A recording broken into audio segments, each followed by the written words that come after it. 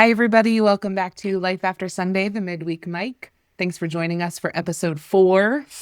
Pretty exciting that we're at 4 already. Yeah. We've been having a good time. It's been 4 weeks, so it's been like a month. Yeah. Yeah, you're right. Wow. Time It's flies when amazing. you're having fun, they say. I guess so. But this episode is based on Pastor Chris's message from this past Sunday, which was July 13th. So if you haven't watched the message yet, head on over to Facebook, or you might have to subscribe on YouTube now to follow Life Church Evansburg's videos. Facebook is getting rid of live videos after 30 days. So make sure you subscribe to Life Church Evansburg on YouTube. Yep. Also, if you want to subscribe to Life After Sunday, we'd love to have you. So subscribe to both, share with everybody that you know, So invite everybody to subscribe to both. And make sure you don't miss anything. Get on Facebook too for the little questionnaires that we've been doing, but also go and like the Life Church Facebook page too, because there's some announcements out there. We're having VBS soon. VBS is coming up in August. So if you're in the area, go check out the Facebook page. Because it will have info on there. There's an event on Facebook. Yeah. So we're just going to dive right into it. He said something during the message. It's the gospel. It's in its entirety. We have what the gospel means. So I think you wanted to start out with the chapter that he kind of highlighted. Yeah. We're going to start in Matthew chapter 7, verses 15 to 20. Beware of false prophets who come disguised as harmless sheep, but are really vicious wolves. You can identify them by their fruit, that is, by the way they act. Can you pick grapes from thorn bushes or figs from thistles? A good tree produces good fruit, and a bad tree produces bad fruit. A good tree can't produce bad fruit, and a bad tree can't produce good fruit. So every tree that does not produce good fruit is chopped down and thrown into the fire. Yes, just as you can identify a tree by its fruit, so you can identify people by their actions. For anybody who doesn't know, the fruits of the Spirit, they can be found in Galatians. It's not an exhaustive list. It's not every single fruit that you can get with the Spirit, but it points you into the direction of what kind of emotions or virtues that you receive through Christ living inside of you. So some characteristics that you should see in a follower of Christ. Well, what are those? Do you know the fruits? There's a song that we did at VBS last year.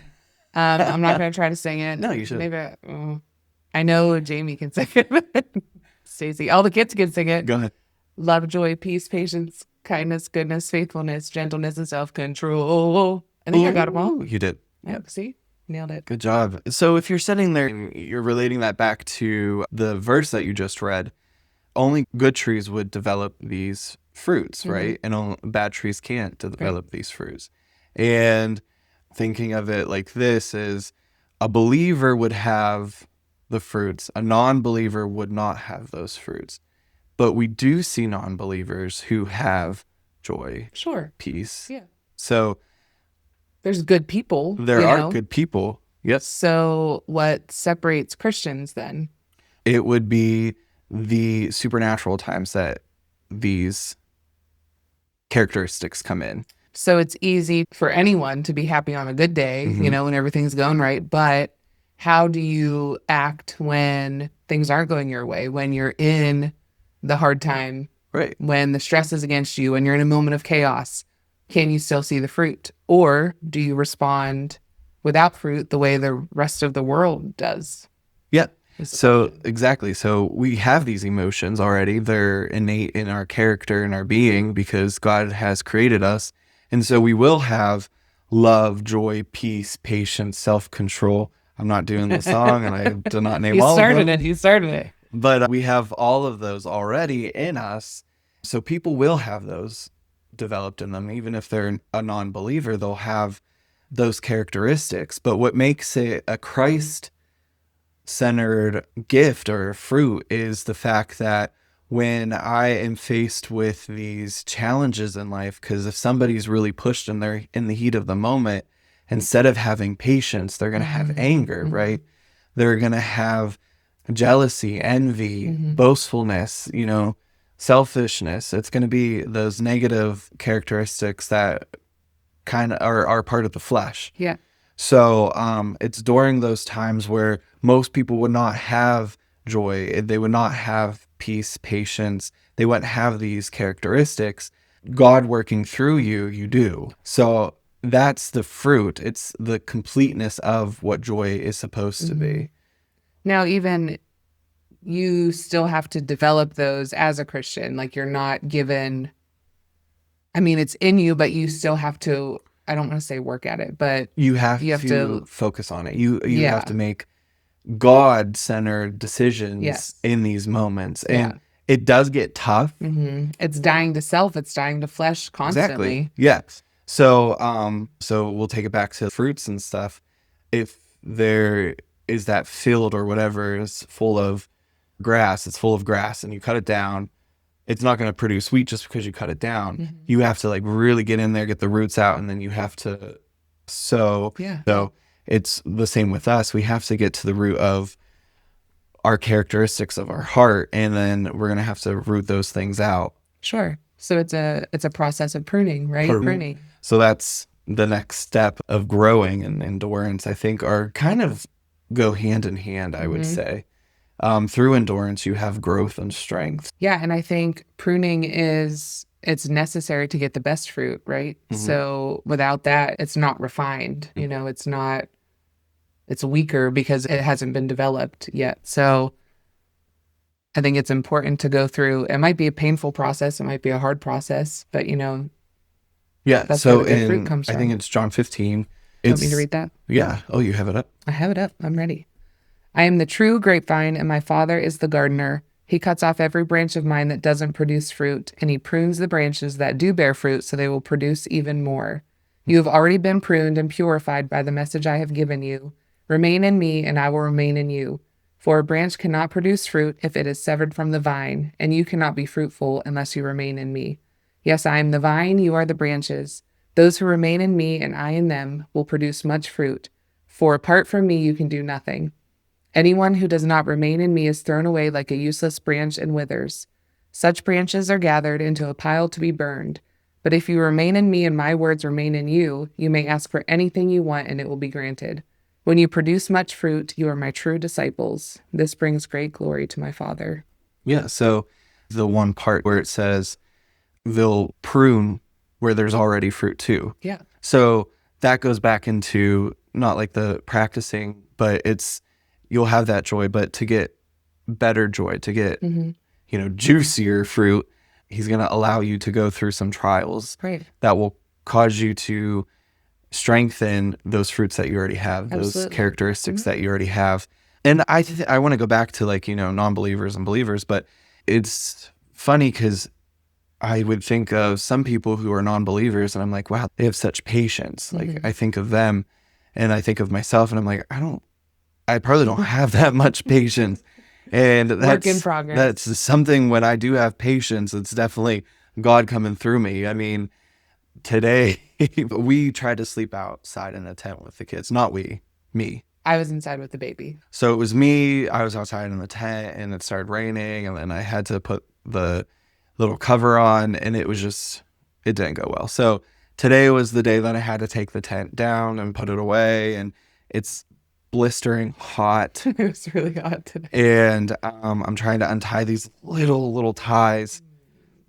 And Caden's asking me a whole bunch of questions. He's supposed to be helping me take this thing down because he's the oldest. I rely on him to help me. And so I'm tying these things, sweat just beating down my forehead and my back. He's asking me these not stupid, but questions that aren't needed at this time, non-relevant questions. And usually I would have probably snapped, but I was like, hey, bud, let's try to get this down and then I'll be able to talk to you, Yeah. Whereas before, I probably would have like, shut up. I can't do this, and in those moments, even though it might seem like a no-brainer, no big deal for somebody who already has a good solid foundation of patience, for me, it's like, it's magnificent. It's hard. Again, it's dying to self all the time, right? And you feel good when like you actually can identify a time that you're like, oh, I am producing that fruit. That's amazing. And when you see growth in yourself, you're like, look what God has done. Instead of being upset with myself for flipping out, I created like a special bond with Caden, because there's been times in my past with the kids where I'm a work in progress and it's like, darn it, I messed that up. and then they don't want to come around me, Yeah. you know, and then I'm like, why doesn't anybody want to go to the store with me? Well, because the last time you flipped out, but they're doing better. I'm doing better. No, they are coming with me to the store, But though. good too, I think, for your kids to see you grow. Like when I have a moment where I lose it and it's not warranted sometimes, I apologize to them and I'm like, hey, I'm still working on it. Like, sorry, Yeah. I messed up. We'll do better next time. Yeah. And so I guess that would also bring into like the verse in Matthew that you read, where it talks about false teachers. And it says, you'll identify them through their fruits. Everybody is a work in progress, Yeah. even if it is a pastor or lead of the Sure. church. Everybody's human. There's human error. So you are going to have people who are in the heat of the moment and they might say something and it might come out of their mouth and it's not too Christian like. And does that mean they're a false teacher and you should never believe anything that they say? No, there's grace, right? Yeah, there's grace. Now, if they consistently are in these moments and you're not seeing growth, you're not seeing producing a fruit, then that would be questionable. And I think, important that actions should follow words. If you're seeing someone who's just talking the talk all the time, but you've seen how they are consistently, maybe not in public, and you've seen it, then you're like, where's your heart really? Exactly. And I think even the false teaching thing, how can we identify somebody who is a false teacher? First of all, you want to be in your word. You want to have that word yourself, have that relationship with God. And that will get us into the other bullet points. But being somebody who's grown up in church and things, I know there are things that I just struggled with, and it was because there are false teachers. Like when I was a kid, when I first started really getting into the word, and when I said thy salvation prayer and I asked God to come in and everything, and I took it for real, I was about 10. So everything at that age was black and white, like I knew good, I knew bad, and it just, God loves me and I'll follow him. And then as you get older, you have everybody's opinions coming in, and then it's starting to get gray. And this person says this person's a false teacher, that person's a false teacher. Opinions are starting to cloud judgment and it's getting chaotic. And that would be a tactic of the enemy, is to create chaos in your mind. So then you want to throw up your hands and say, hey, guess what? I'm done. I'm just going to live selfishly. Yeah.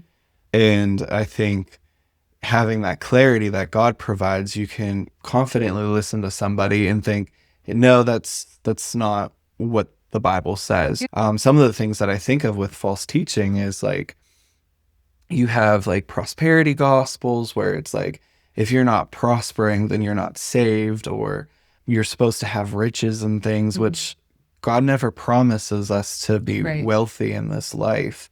So you might look at yourself and think, oh, that's not what I'm not following God. If I follow God, then I'll have prosperity. Yeah. Or if I follow God, then I will have power.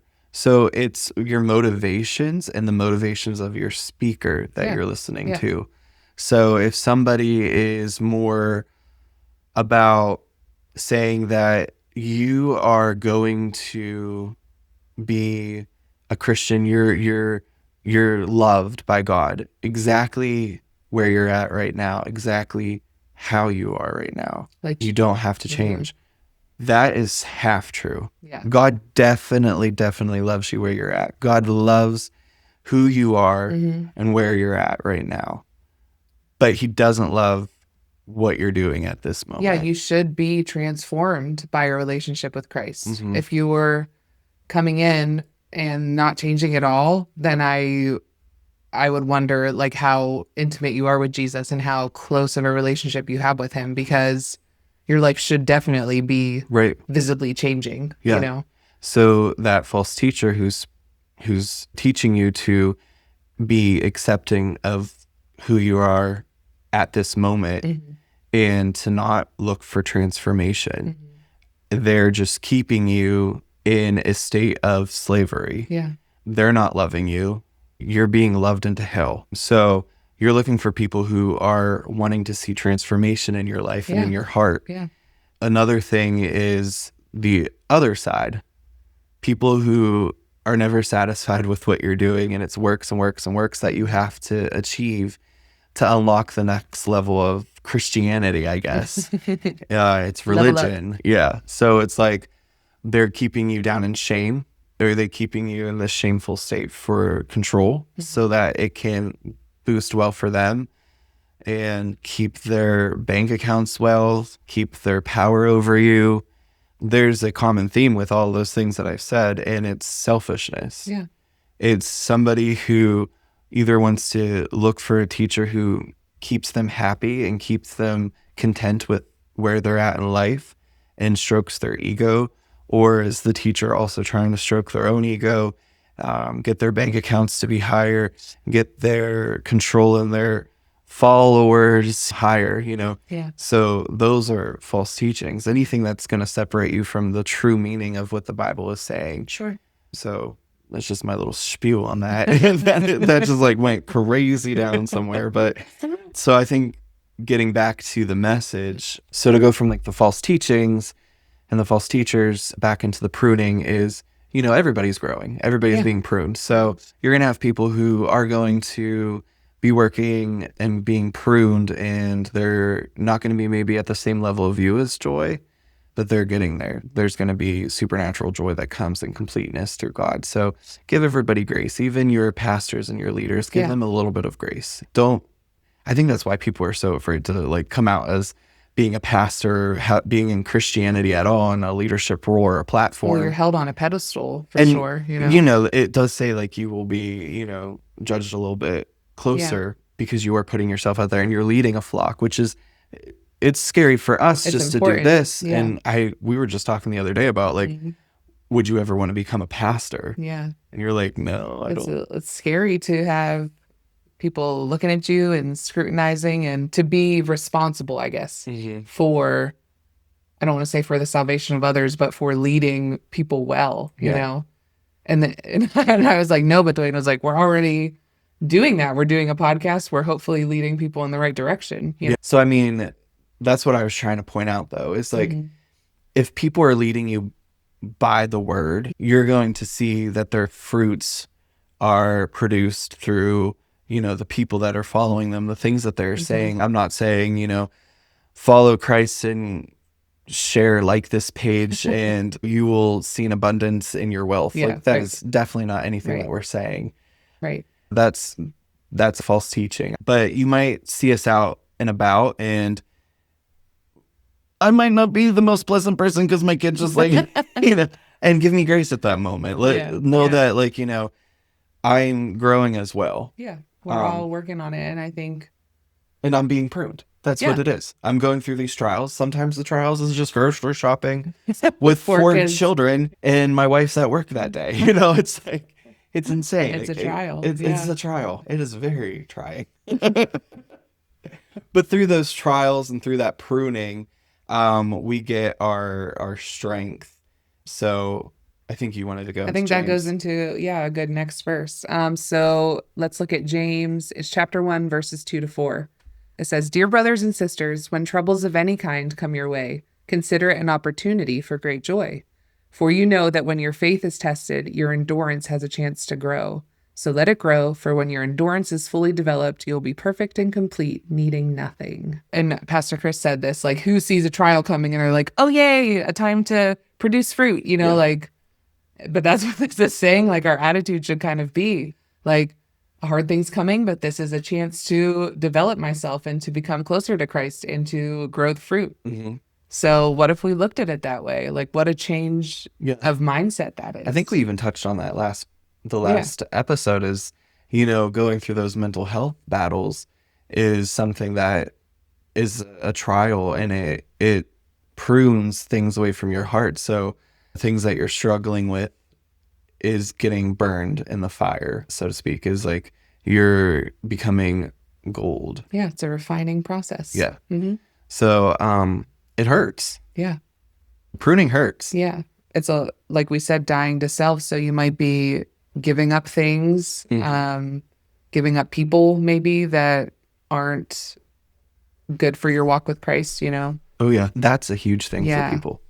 it's hard to do, cutting out things that you enjoy. I'll say I like some of the movies I used to watch, or recently some of the books I like to read that maybe were like a little bit spicy, like, and I felt convicted of that, where I'm like, this isn't good for my soul. Like, this is not bringing me closer to Christ. Yeah. And it's hard to cut those things out because your flesh enjoys it, but we're called to higher than that, I think. And that's not even to say that those books in themselves are sinful. Like the ones that you're reading, she's not out here reading like anything like bad, but it's just like in your walk, it was causing you to stumble. It could lead to things that aren't holy. And I think just that in my mind, some other people might be able to read that and just cut that out and be able to just focus on the storyline or something. I don't know. I feel like it's probably I don't know what books I don't know what books you're reading. But I'm just trying to say, like, I get it. You know, there's things in our lives that are more of a trial or more hurtful when we don't all struggle with the same thing. So something could be easy for me to cut that's hard for you, you know, but it's funny that you say something that's in the entertainment field, because I would also say that entertainment field was like kind of things that were cutting out for me that I didn't even realize until I was like, you know what? I don't listen like music. I've always been huge into pop culture. He loves Britney Spears. Well, he used to love Britney Spears. I don't know. Well, I don't know. She's dancing somewhere in crop top and knives maybe, but pray for Britney. Yeah. But no, I'm saying like I was into pop culture. Yeah, I would talk about actors and actresses and you'd be like, who are you talking about? Who's that? Yeah. And I'm like taken aback because this is such a legendary person, you know? But that's kind of faded. Like I haven't been so into that, but even our music, like I could probably not really tell you anybody who's out there and new. And it's not like I'm saying this as like, ooh, look at me. I don't listen to, you know, that type of music. If you do, that's totally fine, whatever. But for me, it was taking my mind towards things like, you know, you have a lot of sexualized music. So you're taking scenarios and making them more sexual than they need to be, or you're looking at people as a pitted against me and you type situation, you know. So it's a lot of like glorifying myself, self-centered stuff. So the music that we listen to is more Christian based, which let's just say for the Christian entertainment industry now, I think there is a huge growth that's happening, and I'm super excited about it. There's different genres of Christian music, and you have like can find hard rock, you have hip hop, R&B, you have pop, good stuff, such good stuff. And you know, there's gonna be somebody out there who's like, oh my gosh, you can't listen to anything that has a drum beat, but that's not us. And I listen to that music, and it's keeping my mind on Christ while I'm still enjoying like the beat or the tune or whatever. You know, it's about where your mind goes. Forrest Frank right now with his, you know, music, like it, like that's what I listen to when I'm in the gym. And that's what our kids enjoy listening to. So our kids like it though too. And I think it's important for them at this stage when they're dealing with peer pressures and stuff are starting to come in. So I want their minds to be filled with holier things, you know, versus worldly things.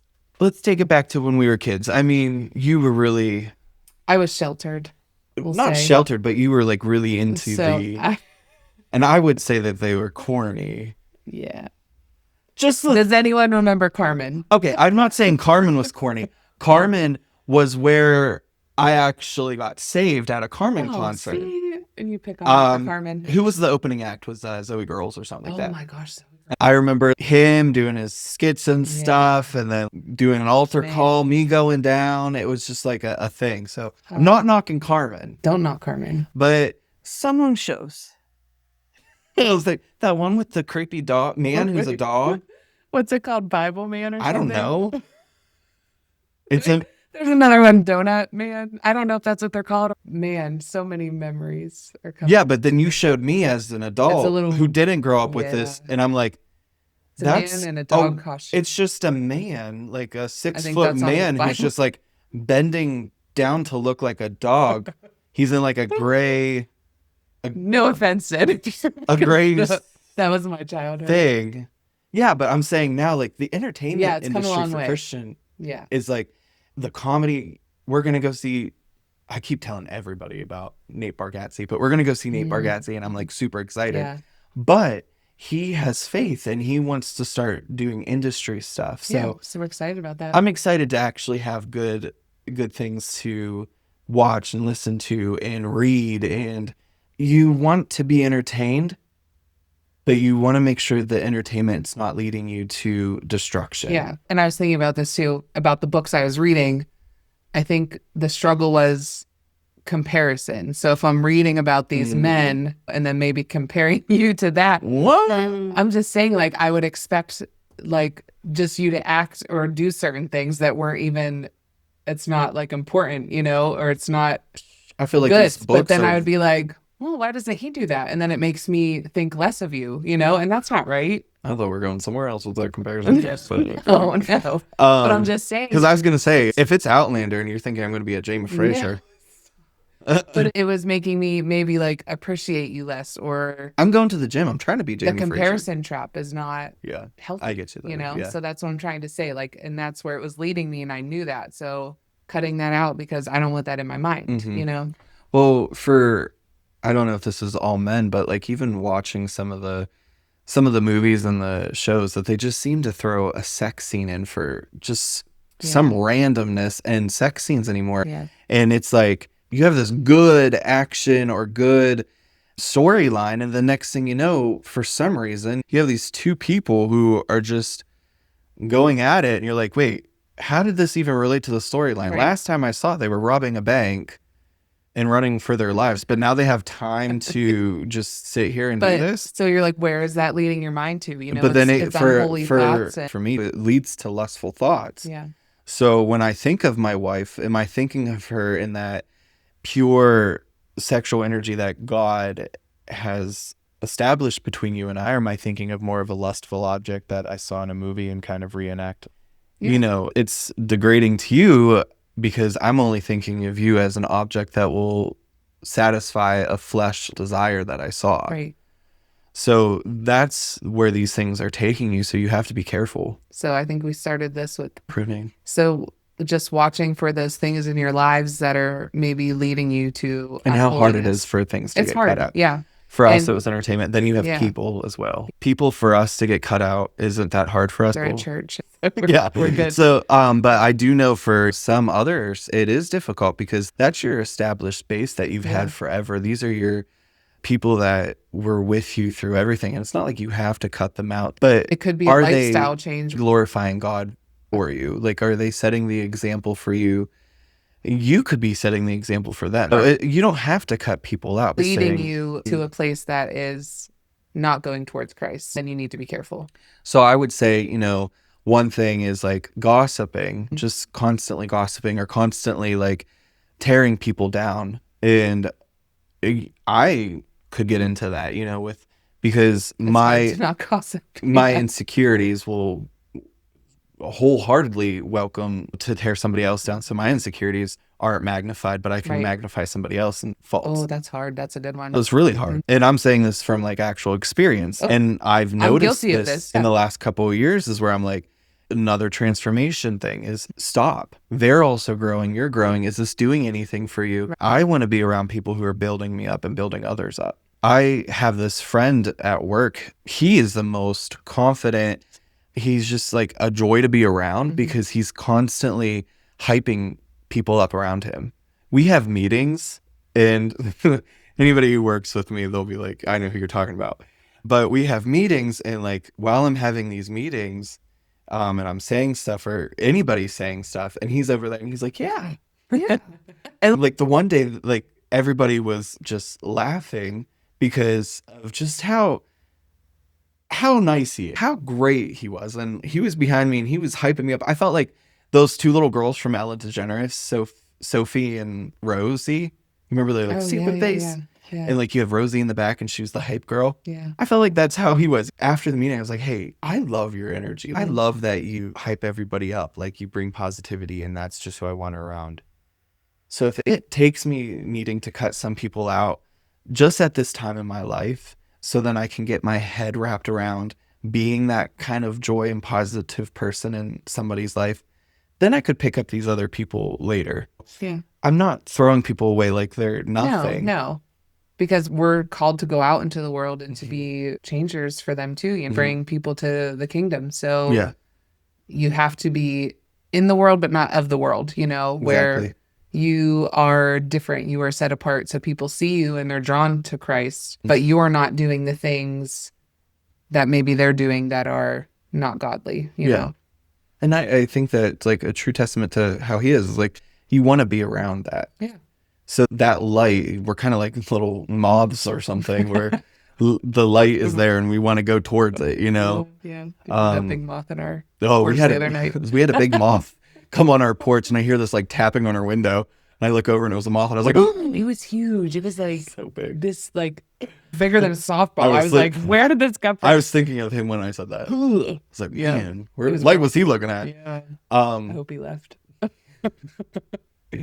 But it is important for us to, when you have these fruits and like you have them perfected through Christ, they do become the light for people. Yeah, people are attracted to the fruit. So what fruit are you showing? And hopefully it's good fruit that brings people closer to Christ, you know?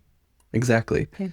So then we went from like the endurance and patience, like the endurance and the tests of the trials will be what's perfecting that fruit, and it's the pruning process, but then also the inheritance. Yeah. So the inheritance would be heaven. It would be the kingdom.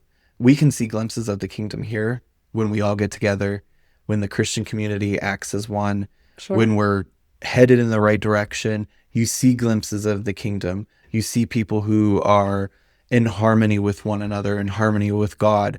And just imagining that situation for eternity and for life is just amazing. Like, I cannot wait to feel that total peace every single time, total joy. I get those little glimpses of those fruits now, and it just takes me on to another high of like amazement. Yeah. Like how awesome heaven's really going to be. Yeah. When we go to church, Yeah. You feel that. I feel it. Everybody is just super awesome. They're uplifting. They will be there to even call you out because they're not loving you to hell. They're going to call you out on some things. But they do it in a gracious way, in a way that comes to beside you and help you through the pruning process, hold your hand through it, take those shears and prune them themselves.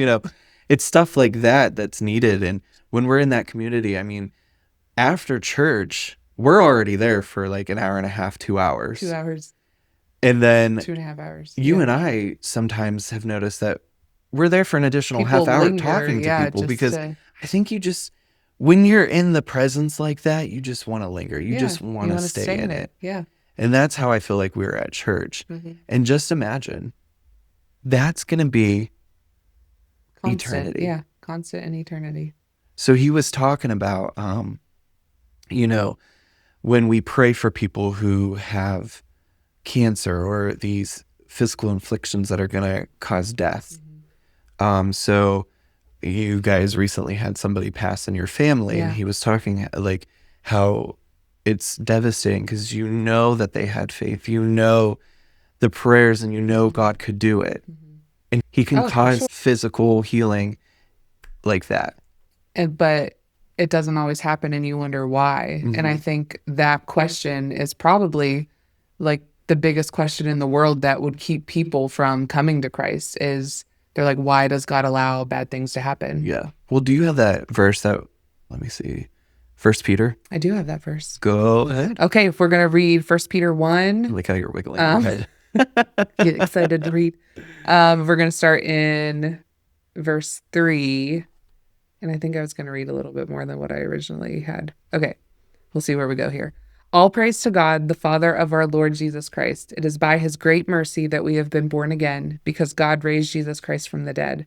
Now we live with great expectation, and we have a priceless inheritance, an inheritance that is kept in heaven for you, pure and undefiled, beyond the reach of change and decay.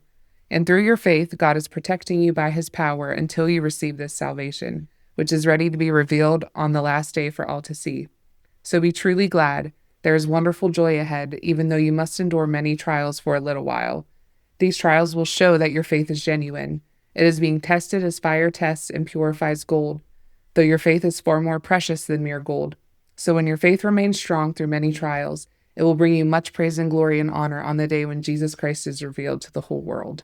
Wow. So I think the parts that you added were about the fire Yeah. and and the testing and endurance. Yep. And we just talked about that. Yep. So when you go through those tests and those endurance, you find the joy because Christ is working through you. Yeah. Go ahead. I was just going to talk about my dad. He passed away from cancer like a year and a half ago.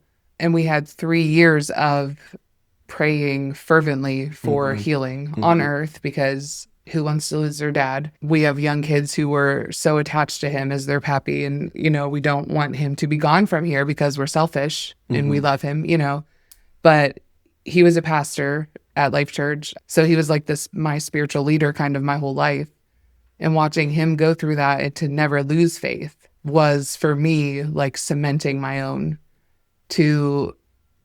so I think people would look and say like, but he didn't get his healing, like, why aren't you mad at God? But to me, I was like, the healing happened. It was just in heaven. It wasn't on earth like we wanted, but he was healed in heaven. And that's the miracle.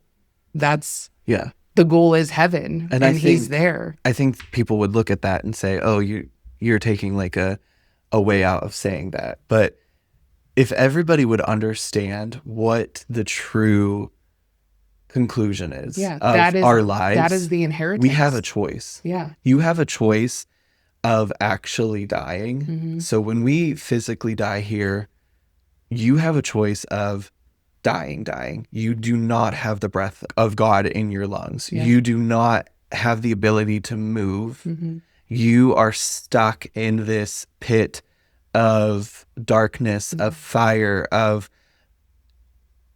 what we feel now. Even in our darkest times, we still have breath in our lungs. Yeah. We're still able to move. I don't think there's anything you can compare it to. We have function. Yeah. So after this, if you choose, it's the complete absence of God. Absence. And I don't think people understand that is even here on earth, if you do not choose him, you still have a presence of God about you because you're breathing. He gave you breath. But after this, you decide when you die, do you continue breathing or do you not have that presence anymore? And for a believer, that's the inheritance. Yeah. We get to feel the abundance of life. Yeah. So after this life, when we physically die, we have an abundance of life. We have it so much better. So I look at my dad and I'm like, he didn't lose. No. Like and he knew that. He knew exactly what was going to happen. I got to witness him through his last times. I feel in a more intimate way than I ever thought I would have. Anybody who knows Rick personally, I would say even if you went to church with him, Rick was probably kind of like how we are, where we're able to talk charismatically and be around people and talk. But then when he would get home, it was a few words. There wasn't too much. There was only 3 topics he would talk about. It was sports, it was hunting, and it was God. It was Jesus. So you got one of those 3 topics in there, he would talk for hours. And unfortunately, I only have one of those topics. Yeah. And it's probably the best one though, right? Of course. Yeah. Jesus is no smart. So we would talk once in a while about that, but then, after so long, he already knew God loves him. Well, so he was like, what else is this kid gonna say? But I had to come down here and sit with him because he was getting a little weaker at that time. And my mom had to go to work. And Dwayne works from home. I work from home. Yeah. I'm very thankful that my job allowed me to do this, but I would give him his privacy. So he would come out and walk out to the kitchen. We would talk a little bit. He would shuffle into the living room, and then I could hear him watching The Chosen, which I told him about. So, but he would watch that, and then I would hear him making his calls. So he would make calls to people, or people would call him.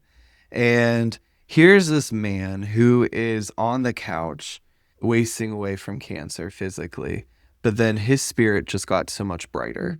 And he would get these calls from people who would also be going through some things. And they would call him about their troubles, and they would ask about him and how he's doing. And they would, say, hey, I'm believing in your healing. And that he knew that they 100% were in there and they were believing it. And it says, if you have the size of a mustard seed of faith, it will be done. Yeah. So, so the fact that he knew that these people had faith and that they were believing in it, and he just did not want them to lose faith in God. That was his whole thing. It wasn't Anytime, faith in healing. Yeah. It wasn't faith that he would live. He wanted them to have faith in God so that they would continue to live. And every time he preached leading up to like the end before he was too weak to do it, that was in his message always. Like, don't lose faith if you don't see my healing here on earth. Like, don't let this trial rock you. Hear these conversations that he would have with people, and I just felt like I wasn't supposed to be, like, I was in a separate room, but I could hear him. I'm like, should I even be in this house? Because like they were just powerful prayers that he would pray over people. Instead of people praying for him over his cancer, he would pray for people, and he would pray for their faith. He would pray for their relationship with God, their strength in God, because he knew that even if he were to die, he knew where he was going. He knew 100% that his faith was taking him to an abundant life. And he did not want anybody who was going to follow him fall down that path. Yeah. You're making me tear up. I thought we weren't going to cry this podcast. But it's just, it makes you not have tears of sadness, but just in awe of who God is and how he was comforted through those times because he had the fruits. And when it just gave me like the kingdom mindset that I could always talk about, but didn't really, I would say, have, where it's like nothing, like when heaven is the goal, then even death doesn't need to be scary because that's where you're going. Even though like we didn't see his healing here and we wanted it, he got healed and he's in the best place he could be right now. So when my faith is in God and going to heaven, like the miracle happened still. The miracle didn't need to be his physical healing on earth. The miracle was my dad got to die and go to heven and he's with Jesus. Exactly. That's a miracle. And for the selfish reasons that everybody would have, he wanted to stay. Yeah. He loves watching Caden play sport. I remember him being so frail. Oh. Still coming to every game. Oh. As much as he But anyway, he loves watching Caden play sports. He loves watching Caden play basketball and football. And I remember him being frail and being so tired and being so cold. And Caden would have football practice in the summer. It's the heat of the day and it's blazing hot and I'm sweating. And he would have a blanket and a jacket and he's still shivering. But he is on that sideline. And dang, I knew for selfish reasons he would want to stay for those moments. And Caden would want him to stay for those moments. Yeah. And I know he's had conversations with Caden about what was happening. And again, one of the things that he just wanted Caden to know was to keep your faith in God. Yeah. Because even for those selfish reasons that you want to stay here and you want to enjoy the blessings that God has given you, it's nothing compared to what God has for you. Yeah.